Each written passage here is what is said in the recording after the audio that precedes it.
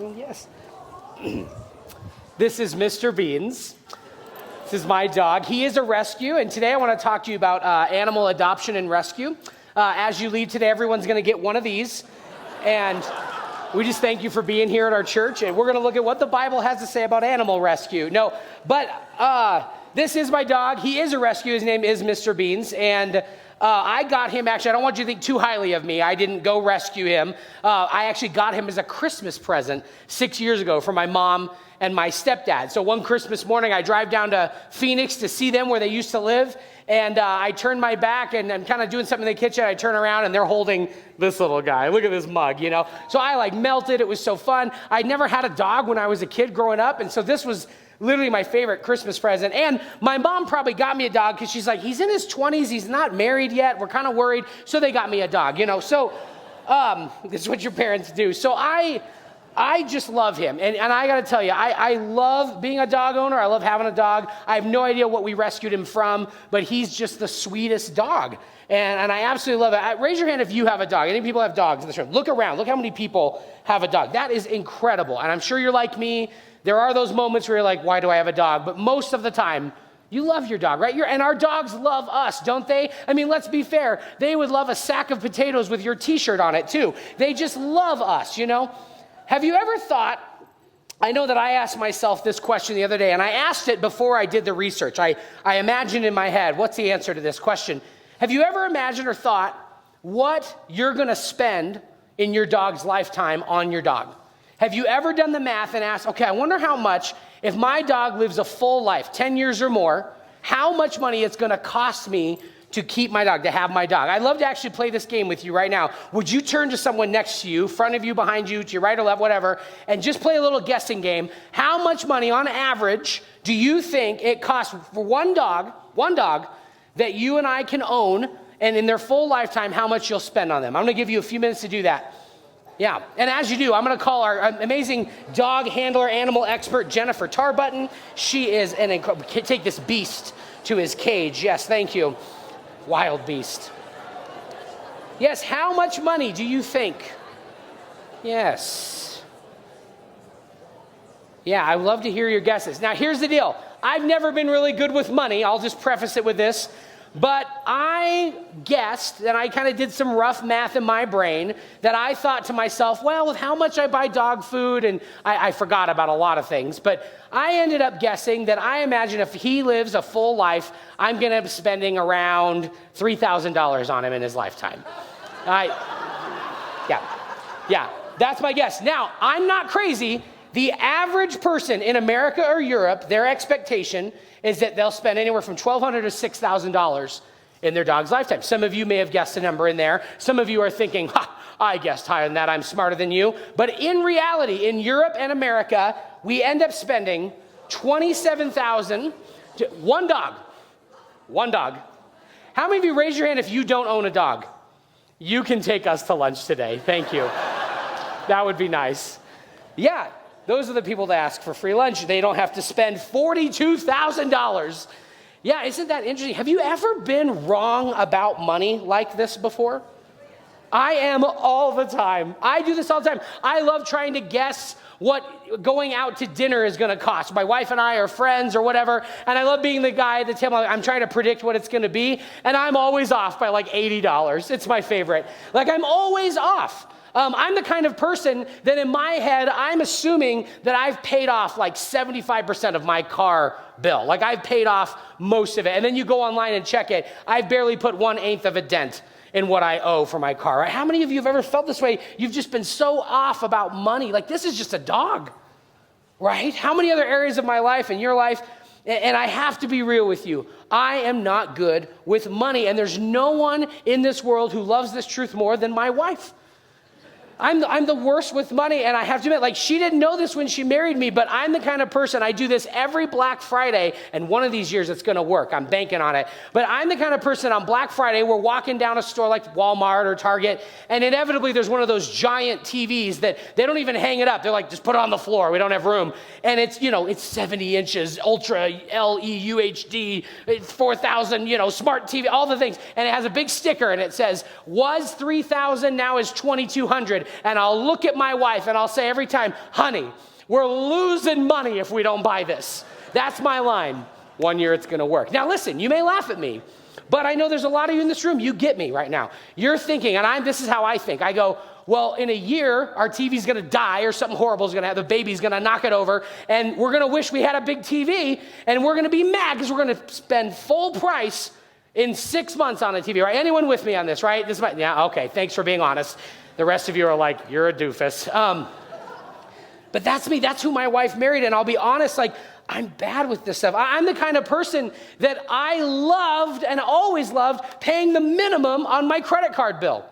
I love paying the minimum. You know why? That's what they asked for. You need to pay $120. I was like, I can do that. And just give them exactly $120.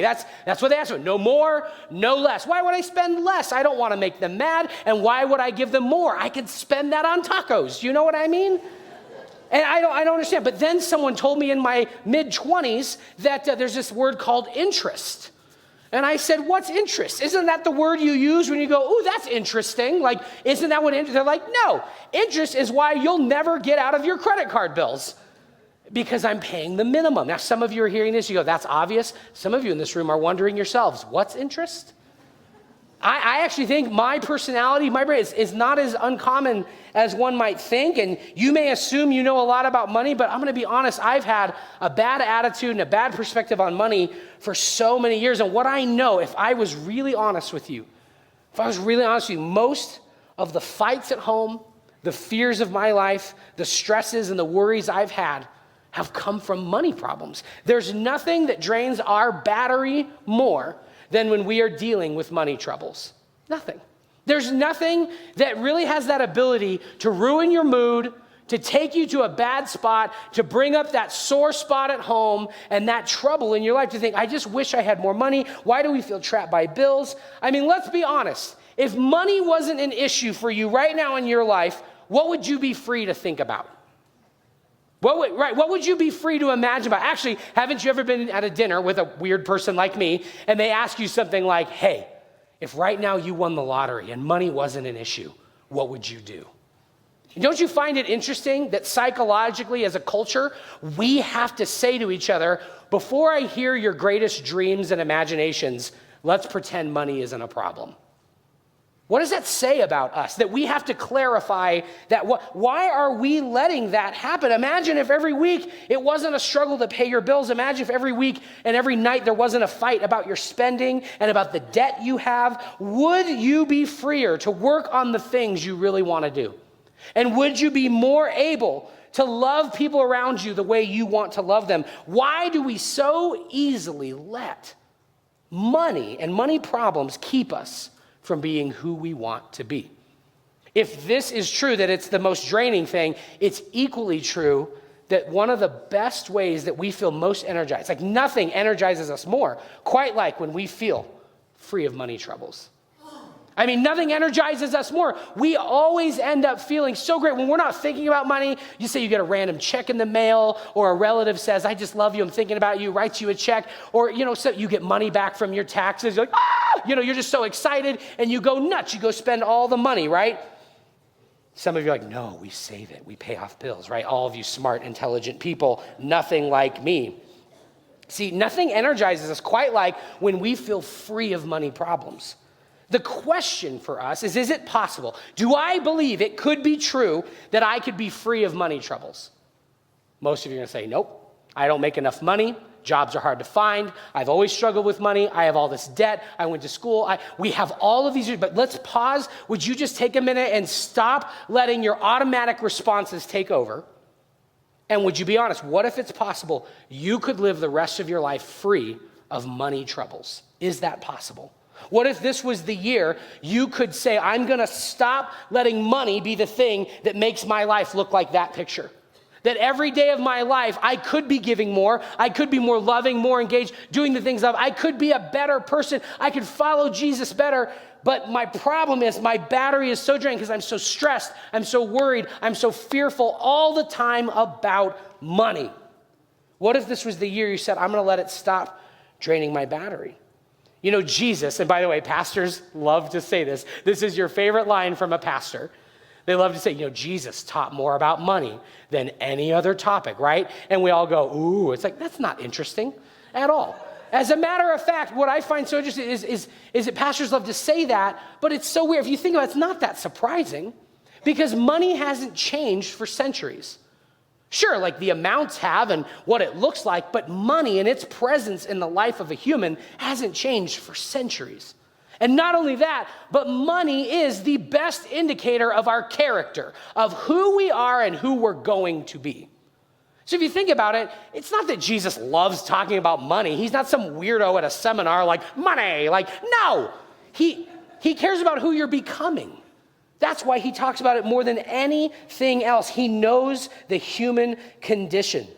And if you and I are going to really be free, if it's possible to be free of money troubles, if it's possible to be charged and not drained because of money in our life, then we're going to have to seriously consider and look at how Christ spoke about our weird, funky, unhealthy relationships with money. We have to look at that.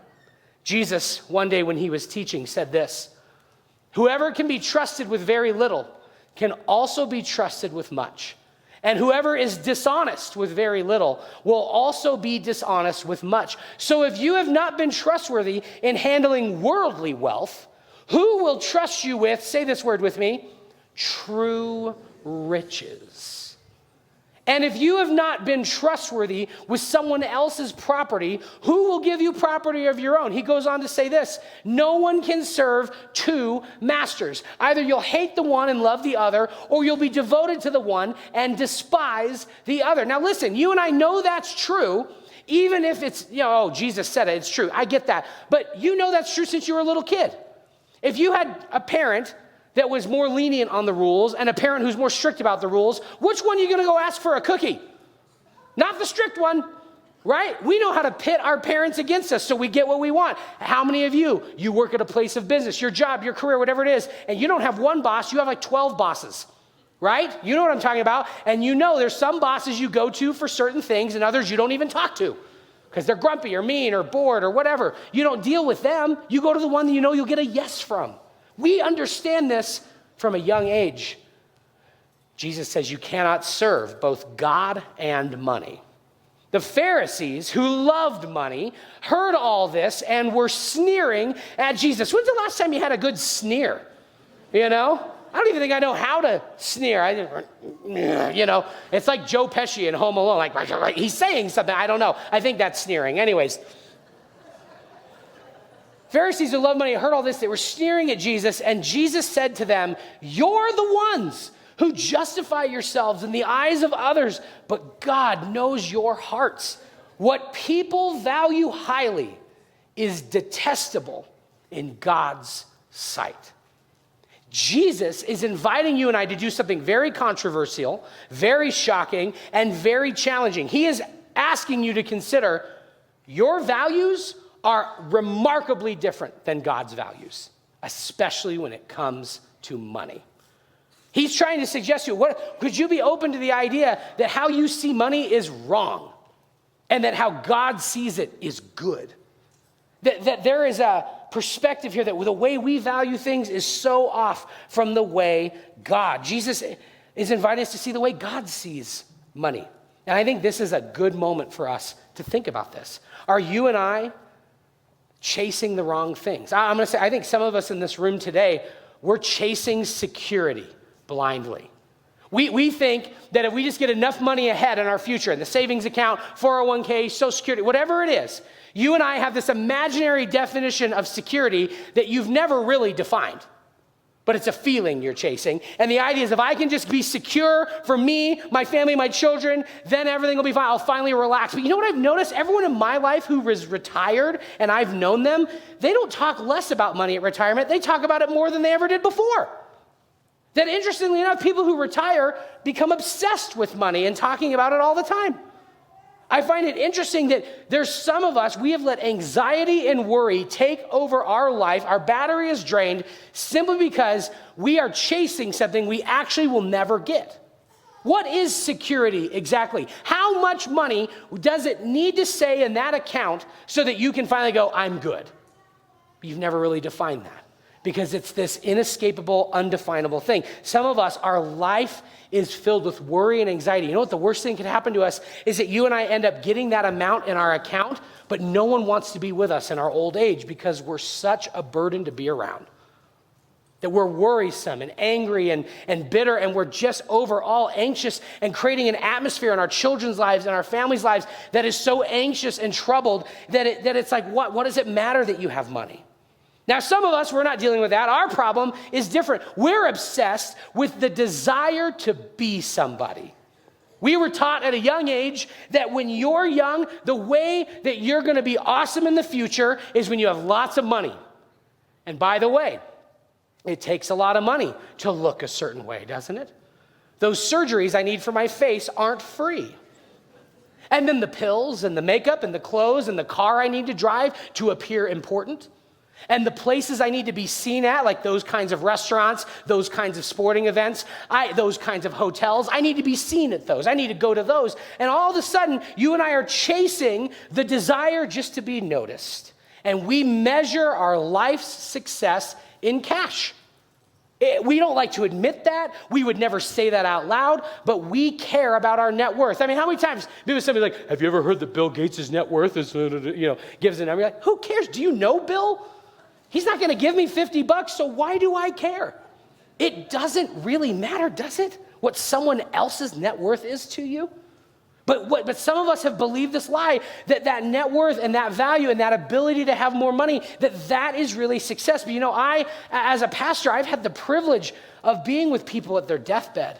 And a lot of you have too, family members, loved ones who are dying. And never once have I heard anybody talk about their net worth when they're dying. I've never heard anybody talk about how they wish they just could have made some more money when they were dying. But I have heard people say, I just want to hold someone's hand. I have heard people say things like, I just want them to know I'm sorry. And I have heard people say, with tears in their eyes, even though they're dying, I'm just so happy to be here with people I love. Why do you and I wait for the last 2 weeks of our life to live for the priorities we really care about? Why do you and I wait for the last 2 weeks of our life to get our priorities straight? Why do we do that? We know that it's going to be about people. At the end of our life, we're going to care about people and relationships, not money. Some of us are obsessed with this idea that success is money. But some of us in the room, we're obsessed with something else. We're chasing after and pursuing control. That money is the best way to control your life, your situations, things around you. As a matter of fact, money is a representation of your control. If you're like me, you're the kind of person who says, I just want to be able to buy what I want when I want. And I shouldn't have to say no. And some of us in this room, when we don't get our way, when we don't get the money we want, or we don't get to spend it the way we want, or someone puts limits on us, we throw a fit. We get bitter, we get angry, we get mad. Some of us have become violent with our words and even our actions. And some of us need to be really honest. We have unchecked greed in our life. And no one's challenged it. We've not let anyone challenge that in our life, and you've become an angry person. And the funniest thing about us is we're so mad that we can't get what we want when we want, and yet in the next minute, we're going to take it out on the people we love, and they're going to turn from us. I mean, what is it going to take for us to realize we can't do this anymore? Do you have to get a divorce? Do your kids have to say they hate you? What has to happen for us? Do we have to get sick and be close to our deathbed to finally remember that this anger, this bitterness, this rage that's in our life because we don't get what we want is not good for us? And some of us, we have a whole different problem, and actually it's a lot of us who've been Christians for a while, we're going to struggle with this the most, is that we're blinded by the promise of power. So many of us think, Garrett, the reason I'm really diligent about money, I'm working hard for money, is because when I get money, I'm just gonna bless people. I just wanna be generous. I'm gonna adopt all the little puppies and Mr. Beans out there. I'm gonna save the whales. I'm gonna open an orphanage. I'm gonna move to Uganda. And you know what we do? We hide greed behind a noble cause. And we pretend that we're not all the crazy things I just said about the other three types of people. And we actually are those things, but we're hiding it behind spirituality and noble causes. Be very careful.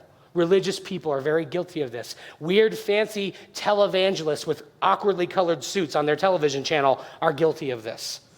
That let's take a noble cause and use that as a way of getting more money. We have to be honest about who we are. At the end of 2018, my wife and I decided we needed to change some things. And I'll be really transparent with you. It's mostly because we were going to have a baby. And it's amazing how that messes with all your priorities. You know what I mean? And so we're going to have a baby. So we start realizing we don't want to live like this anymore. We don't want to fight like we've fought for money before. And we don't want to live paycheck to paycheck and under that stress and that anxiety that we all know so well. We wanted freedom in our finances. And there's a kind of person we wanted to be as we grew older. And so we decided to do something. It was interesting because we really were in this life group at our church at this time. And in this life group, all of us were going to go through this thing called Financial Peace University. Ugh, right? What a name. Gee, Financial Peace University. I don't want to go back to school.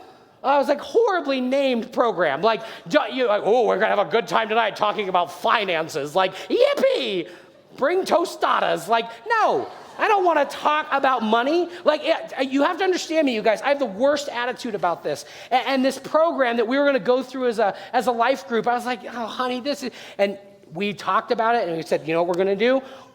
Garrett, you're going to commit to taking this seriously. Just give it a try. And we did. We went through this life group, went through Financial Peace University. It's this guy, Dave Ramsey. Have you heard that name before? If you don't know who Dave Ramsey is, just picture Dr. Phil, but even more boring. That's it. And he's the kind of guy, you have to understand, I think anyone who's eager to talk about money creeps me out. I'm like, what do you want from me? And I was really bitter. I saw him as a gimmick. I was like, oh, here's a guy who's telling you how to be a millionaire. And how is he a millionaire? By writing books about saving money. Makes sense, a little cycle here. It bothered me. But you know what? I started looking through the Dr. Phil guy. And I started looking through some of the gimmicky things that I felt were just, again, it's my attitude. It's my upbringing. It's my view of money that was holding me back. And this course talked to me and my wife about two main things that at that season of life we needed to talk about. And it was how to address our spending issues, and it was how to actually get serious about getting rid of debt. Most of it, my fault. My wife married me and she inherited a bunch of debt. And you know what? We had to have these tough conversations. We had to have some serious moments. And what we decided after listening to this is we started saying, okay, we're going to limit the money that's on our debit card.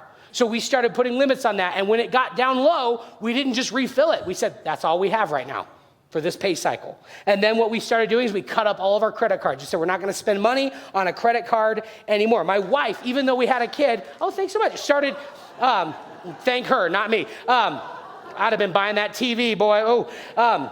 My wife started working 2 jobs just to help us get aggressive about this. She had a baby, and she's sitting there cleaning and holding the baby. She was like superhero. I didn't know she had these strengths.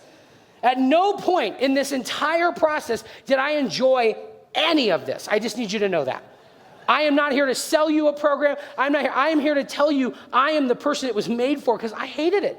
I didn't like it at all. But the thing that started to change my heart was I started to notice something different about my wife and I, and the way we would talk about this subject. And the thing that changed us was that we had an actual plan that actually was a plan. It wasn't just a conversation, and we committed to it as a team.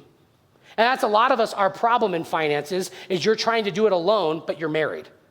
You're trying to do it alone, and you think that it's only you and it's your business and your thing, and you've separated that part of your life. And actually, that was what changed us. As we were doing this together, we had a plan that we could go back to. We decided to put God at the center of our money, and ever since taking Financial Peace University, we've paid off 2 whole credit cards, and by the end of the summer, we'll have paid off our last one. It's incredible. Like, I can't tell you how thrilling it is. Again, applause to my wife. And The thing is, all of this has changed us. My fear, however, in having this conversation with you, my fear in even telling you this story is this, is that you're going to walk away today thinking that all I'm telling you to do is go home, look at the numbers, start paying off your debt, work an extra job, and everything's going to be fine in your life. I'm not saying, I'm very fearful you're hearing that. What I'm trying to tell you is that if you and I will not deal with our unhealthy view and relationship with money, it'll follow you even if you're debt-free. You have to hear me on this, that this is not about a plan only. Yes, we need a plan. We need help. We need people like Dave Ramsey, Dr. Phil guy, to get us out of it.